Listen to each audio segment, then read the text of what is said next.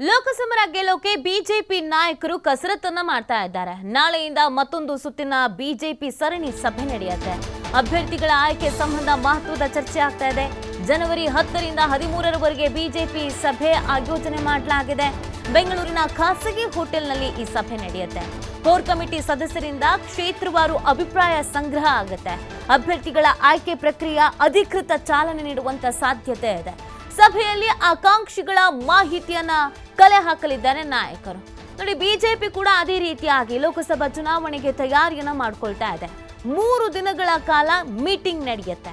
ಇದಕ್ಕೆ ಸಂಬಂಧಪಟ್ಟಂತೆಗೆ ಅಭ್ಯರ್ಥಿಗಳ ಆಯ್ಕೆ, ಯಾರನ್ನ ಆಯ್ಕೆ ಮಾಡಬೇಕು, ಯಾರನ್ನ ಆಯ್ಕೆ ಮಾಡಿದ್ರೆ ಲಾಭ ಇದೆ, ಎಲ್ಲಿ ಸಮಸ್ಯೆ ಆಗ್ಬೋದು, ಯಾವ ಕ್ಷೇತ್ರದ ಬಗ್ಗೆ ಹೆಚ್ಚಿನ ಗಮನ ಹರಿಸಬೇಕಾಗತ್ತೆ, ಯಾರ ಮುಂದಾಳತ್ವದಲ್ಲಿ ಆ ಕ್ಷೇತ್ರದಲ್ಲಿ ಚುನಾವಣೆಯನ್ನ ಎದುರಿಸಬೇಕಾಗತ್ತೆ, ಇದೆಲ್ಲದರ ಬಗ್ಗೆಯೂ ಕೂಡ ಚರ್ಚೆ ನಡೆಸೋದ್ರ ಜೊತೆಗೆ ಒಂದಷ್ಟು ಸಂದೇಶಗಳನ್ನ ನೀಡುವಂತ ಸಾಧ್ಯತೆಗಳು ಕೂಡ ಇದೆ ಪಕ್ಷದ ನಾಯಕರುಗಳಿಗೆ. ಈ ಜವಾಬ್ದಾರಿಯನ್ನ ನೀವೇ ವಹಿಸ್ಕೋಬೇಕು. ನಿಮ್ಮ ಸಲಹೆಗಳು ಏನಿದೆ, ಒಂದಷ್ಟು ಸಲಹೆ ಸೂಚನೆಗಳನ್ನ ನೀಡುವಂತ ಸಾಧ್ಯತೆಗಳು ಇದೆ. ಈ ಬಾರಿ ಅತಿ ಹೆಚ್ಚು ಸೀಟ್ಗಳನ್ನು ಗೆಲ್ಲಬೇಕು ಅನ್ನುವಂಥದ್ದನ್ನು ಬಿಜೆಪಿ ಕೂಡ ಪ್ಲಾನ್ ಮಾಡಿಕೊಂಡಿದೆ. ಇಲ್ಲಿ ಪ್ರಮುಖವಾಗಿ ಅಭ್ಯರ್ಥಿಗಳ ಆಯ್ಕೆ ವಿಚಾರಕ್ಕೆ ಸಂಬಂಧಪಟ್ಟಂತೆ JDS ಜೊತೆಗೆ ಮೈತ್ರಿ ಬೇರೆ ಆಗಿದೆ. ಹಾಗಾಗಿ ಕೆಲವು ಕಡೆಯಲ್ಲಿ ಕೆಲವು ಬಿಜೆಪಿ ಆಕಾಂಕ್ಷಿತ ಅಭ್ಯರ್ಥಿಗಳು ಇದ್ರಲ್ಲ, ಅವ್ರಿಗೆ ಹಿನ್ನಡೆ ಆಗ್ತಾ ಇದೆ. ಅವರನ್ನು ಸಮಾಧಾನ ಮಾಡಿಕೊಂಡು ಒಗ್ಗಟ್ಟಾಗಿ ಒಟ್ಟಿಗೆ ಕರ್ಕೊಂಡು ಹೋಗಬೇಕಾಗತ್ತೆ. JDSನವರು ಬರ್ತಾರೆ ಅನ್ನುವಂಥ ನಿಟ್ಟಿನಲ್ಲಿ ಅವರ ಕಾರ್ಯಕರ್ತರು, ನಮ್ಮ ಕಾರ್ಯಕರ್ತರು ಎಲ್ಲರೂ ಒಗ್ಗಟ್ಟಾಗಿ ಚುನಾವಣೆಯನ್ನು ಎದುರಿಸಬೇಕಾಗತ್ತೆ. ಇದೆಲ್ಲದರ ಬಗ್ಗೆಯೂ ಕೂಡ ಚರ್ಚೆಯನ್ನ ಮಾಡಲಾಗುತ್ತೆ. ಈ ಬಗ್ಗೆ ಮತ್ತಷ್ಟು ಮಾಹಿತಿಯನ್ನು ನೀಡ್ತಾರೆ ನಮ್ಮ ಪ್ರತಿನಿಧಿ ರಾಕೇಶ್.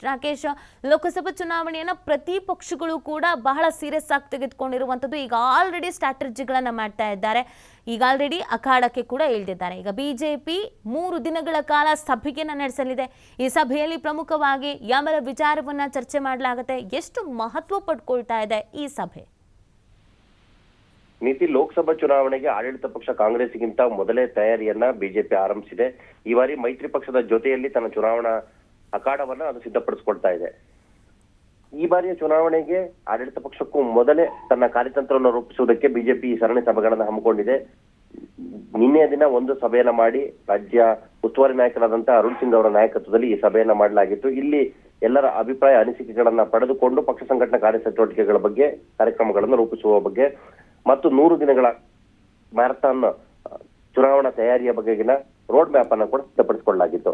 ಇದನ್ನು ಹೊರತುಪಡಿಸಿದ ಹಾಗೆ ಜನವರಿ ಅಂತ್ಯದ ಒಳಗಾಗಿ ಅಭ್ಯರ್ಥಿಗಳ ಪಟ್ಟಿಯನ್ನ ಅಂತಿಮಗೊಳಿಸಿ ಪ್ರಚಾರ ಕಾರ್ಯಕ್ಕೆ ಇಳಿಬೇಕು ಅನ್ನುವಂಥ ನಿರ್ಧಾರವನ್ನ ರಾಜ್ಯಾಧ್ಯಕ್ಷ BY ವಿಜೇಂದ್ರ ಅವರು ಮಾಡ್ಕೊಂಡಿದ್ದಾರೆ. ಆ ಹಿನ್ನೆಲೆಯಲ್ಲಿ ಅದಕ್ಕೆ ಪೂರಕವಾಗುವಂತ ಮತ್ತೆರಡು ಸಭೆಗಳನ್ನ ಬಿಜೆಪಿ ಆಯೋಜನೆ ಮಾಡ್ತಾ ಇದೆ. 10 ಮತ್ತು 13ನೇ ತಾರೀಕಿನಂದು ಇದೇ ಸಭೆ ಆಯೋಜನೆ ಆಗಲಿದೆ. ಬೆಂಗಳೂರಿನ ಹೊರವಲಯದ ಖಾಸಗಿ ಹೋಟೆಲ್ನಲ್ಲಿ ಈ ಸಭೆ ನಡೆಯಲಿದೆ. ಇಲ್ಲೂ ಕೂಡ ಜಿಲ್ಲಾಧ್ಯಕ್ಷರ ಆಯ್ಕೆಯನ್ನ, ಅಂದ್ರೆ ಇದುವರೆಗೂ ಜಿಲ್ಲಾಧ್ಯಕ್ಷರ ಆಯ್ಕೆ ವಿಚಾರಕ್ಕೆ ಸಂಬಂಧಪಟ್ಟ ಹಾಗೆ ಇನ್ನೂ ಅಂತಿಮ ನಿರ್ಧಾರವನ್ನು ತೆಗೆದುಕೊಂಡಿಲ್ಲ.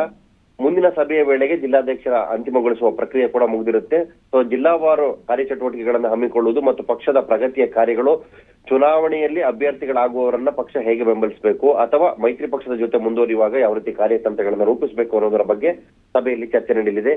ಇಲ್ಲಿ ಸಂಪೂರ್ಣ ಬಿಜೆಪಿಯ ತಂಡಗಳೇ ಸಭೆಯಲ್ಲಿ ಭಾಗವಹಿಸಿರುವೆ. ಅಂದ್ರೆ ಪದಾಧಿಕಾರಿಗಳ ವಲಯದಿಂದ ಹಿಡಿದು ಕಾರ್ಯಕರ್ತರು, ಶಾಸಕರು, ಸಚಿವರು, ಸಂಸದರು, ಮಾಜಿಗಳಾಗಿದ್ದಂಥವ್ರು ಎಲ್ಲರನ್ನ ಕೂಡ ಕರೆದು ಅವರ ಸಮ್ಮುಖದಲ್ಲಿ ಅಭ್ಯರ್ಥಿಗಳ ಆಯ್ಕೆ ಪ್ರಕ್ರಿಯೆಯನ್ನ ಮಾಡುವುದಕ್ಕೆ ಮುಂದಾಗ್ತಾ ಇದೆ. ಇಲ್ಲಿನ ಸನ್ನಿವೇಶವನ್ನ ನೋಡಿ ಅಭ್ಯರ್ಥಿಗಳ ವಿಚಾರದ ಅಭಿಪ್ರಾಯವನ್ನ ಆಲಿಕೆ ಮಾಡಿ ಅಂತಿಮವಾಗಿ ಯಾರು ಕಣಕ್ಕಿಳಿಬೇಕು ಅನ್ನೋದರ ಬಗ್ಗೆ ನಿರ್ಧಾರವನ್ನು ತೆಗೆದುಕೊಳ್ಳಕ್ಕೆ ಹೈಕಮಾಂಡ್ಗೆ ಈ ವರದಿಯನ್ನು ಸಲ್ಲಿಸುವುದಕ್ಕೆ ಬಿಜೆಪಿ ನಾಯಕರು ಸಿದ್ಧತೆಯನ್ನ ಮಾಡ್ಕೊಳ್ತಿದ್ದಾರೆ. ಅದರ ಭಾಗವಾಗಿ ಈ 2 ಸಭೆಗಳು ನಡೆಯಲಿವೆ.